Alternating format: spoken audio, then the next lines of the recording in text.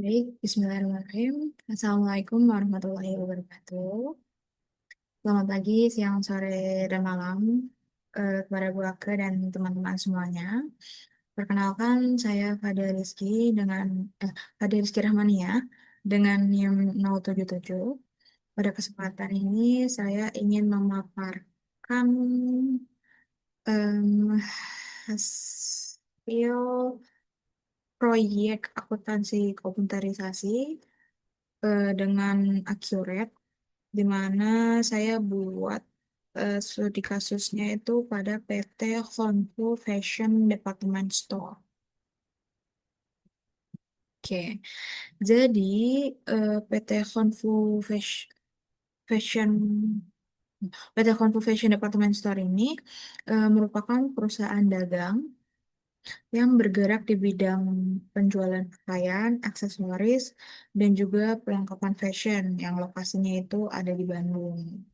Nah, perusahaan itu udah pakai Accurate itu dari 31 Mei 2023. Nah, dalam kasus ini, perusahaan itu menerapkan beberapa kebijakan akuntansi. Yang pertama, untuk term of payment-nya itu ada cash on delivery dan juga net 30. Eh, Perusahaan karena sudah PKB jadi dikenakan pajak PPN sebesar 11% dan juga menggunakan pencatatan persediaan yaitu metode rata-rata atau average. Sifat tetapnya itu udah disesuaikan sesuai dengan ketentuan perpajakan. Selanjutnya pengeluaran di bawah 1 juta itu menggunakan kas kecil. Untuk PPh satu itu ditanggung oleh karyawan dan PPh badan atau PPh tiga itu dikenakan 0,5% dari penjualan. Nah, jadi untuk tahapan pertama yang saya lakukan adalah membuat database baru dengan nah, dengan PT Fonfu Departemen Store ini. Nah, habis itu saya membuat pengaturan atau input dari mulai identitas perusahaan yang ini, terus mata uangnya itu rupiah, terus kemudian tahun fiskalnya 2023, daftar akunnya, kemudian pajak, pelanggan, dan juga plan masuk, persediaan, terus ada aktifat tetap, terus habis itu terakhir masukin akun default. Nah, masuk ke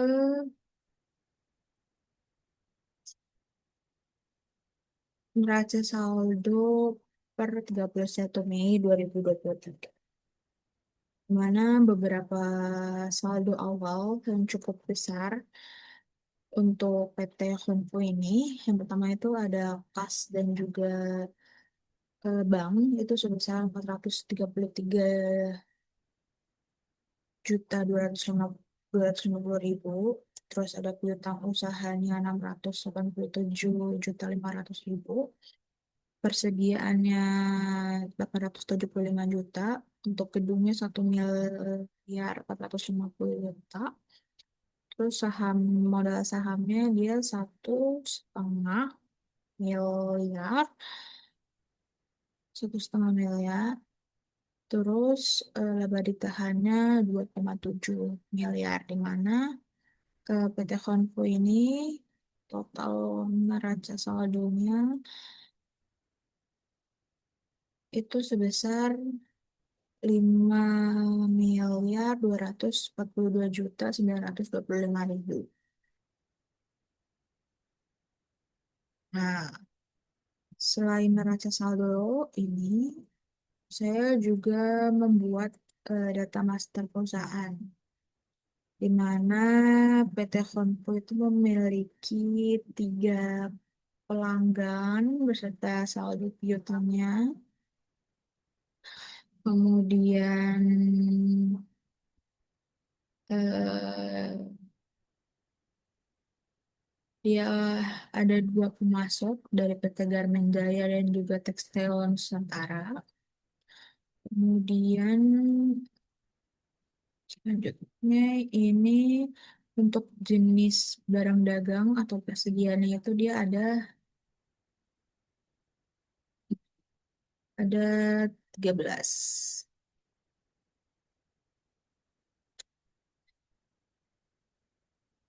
13 barang dagang. Eits. Next, kita turun lagi. Ini apa ini? Oh, daftar aktiva tetapnya dia ada 5. Itu ada gedung, kemudian rak display, meja kasir, peralatan, terus kemudian kendaraannya tuh mobil box sama motor. Nah, selanjutnya kita masuk ini input transaksi bulan Juni 2023 nih. Jadi saya buat itu ada 14 transaksi utama. Nah, di mana transaksinya itu meliputi, kita kecil dulu,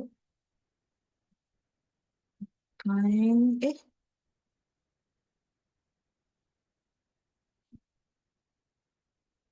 itu ada di transaksi bulan Juni, itu ada penjualan tunai, pembayaran utang, pembelian barang dagang, penjualan kredit, pembayaran beban, kemudian atur penjualan, pembayaran sewa, terus ada pembelian perlengkapan, pembayaran gaji, pengisian kas kecil, terus sama ada juga penjualan aktiva nih. Oke. Nah, seluruh transaksinya ini tuh diinput pakai menu sesuai dengan yang ada dalam proyek kayak ada sales invoice, purchase invoice, receive payment, terus habis itu purchase payment, terus cash bank, terus ada juga fixed asset disposal. Nah, untuk jurnal penyesuaian itu ada 7 dari AJP 601 sampai 607. Nah, ini ada pendapatan jasa giro, terus beban administrasi bank, terus ada beban asuransi, beban sewa, beban perlengkapan, terus penyesuaian PPN, utang PPN, terus ada penyesuaian PPh badan, terus sama terakhir itu penyesuaian dari penyusutan aktiva tetap. Nah, setelah seluruh penyesuaian ini selesai diposting, laporan keuangan itu dapat dilakukan secara otomatis oleh akhirnya. Ini kita next ke neraca. Terus neraca. Oke, ini dia neraca. Nah, neraca. Terus, oke. Nah, setelah seluruh transaksinya diproses tadi itu diperoleh beberapa laporan utama. Ini untuk neraca itu total aset perusahaannya itu sebesar 4.459.972.000. Nah, terus ada em, kewajiban. Kewajibannya itu sebesar 249 juta, ya, 249.312.000. Nah, sedangkan total ekuitasnya ini ada 4.200 bukan 4 juta dong, 4 miliar, 4.210.000. Nah, hal ini dari neraca kita bisa Ini nunjukin nih, posisi keuangan PT Honku itu masih sangat kuat karena sebagian besar asetnya itu berasal dari modal PT Honku itu sendiri. Nah, selanjutnya kita ke laba rugi nih. Top, nah, dari laba rugi kita bisa melihat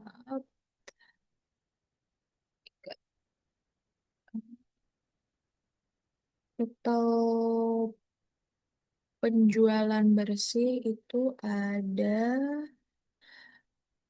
2.272 juta. Nah, sedangkan harga pokok penjualannya itu sebesar 1 miliar, 314 juta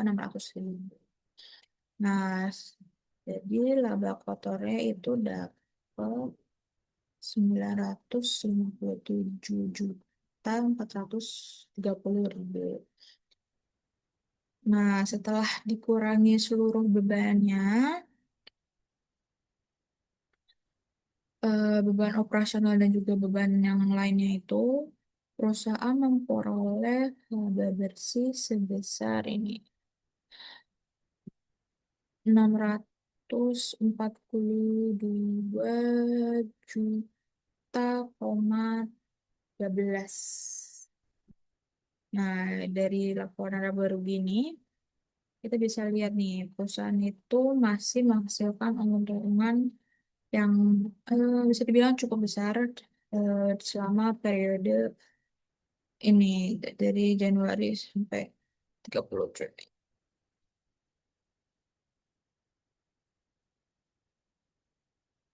Nah, oke. Selanjutnya itu ini adalah keseluruhan jurnal yang sudah saya lakukan dan juga ini eh,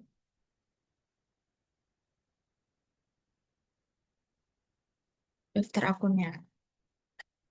Sebenarnya ada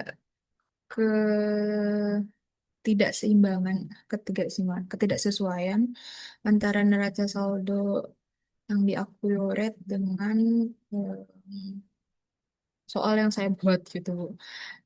Karena saya apa ya, itu salah satu kendala saya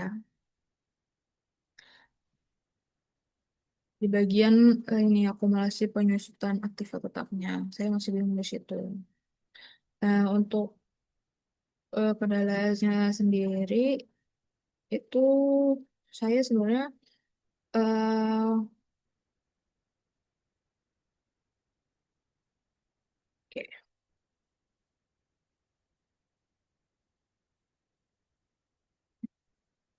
enggak. Oh ya, eh, kendalanya sendiri tuh saya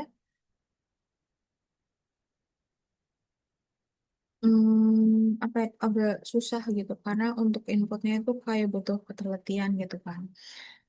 Itu yang pertama. Terus kemudian kayak penyesuaian saldo awal sama eh, saldo klasiknya itu harus sesuai gitu.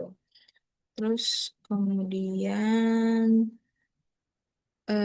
pengaturan untuk penyusutan aktiva tetapnya itu saya jujur masih bingung, Bu. Agak sedikit bingung. Terus ada juga apa ya? Pastiin buat jurnal yang dihasilkan akuratnya itu sesuai dengan soal itu.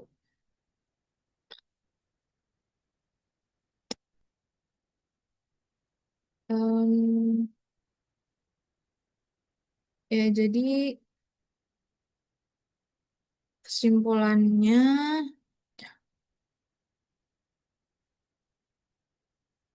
seluruh transaksinya itu bakalan secara otomatis ya bisa menghasilkan jurnal dan juga memperbarui saldo akunnya. Terus emang kalau misalnya pakai Curate ini bisa apa ya bikin laporan keuangan jadi lebih cepat, akurat dan juga minim kesalahan kalau misalnya inputnya tuh benar atau apa minimalkan juga kesalahan pencatatan dibandingkan pakai manual gitu. Nah, dari hasil laporannya itu kita bisa lihat nih PT Konvo ini memperoleh laba bersihnya itu 642 juta pada periode yang disajikan, sehingga menunjukkan PT Konvo ini sebenarnya perusahaan yang masih menguntungkan di periode Juni 2023. Em, Mungkin itu saja yang bisa saya sampaikan. Hmm, Kurang lebihnya saya mohon maaf. Terima kasih. Assalamualaikum warahmatullahi wabarakatuh.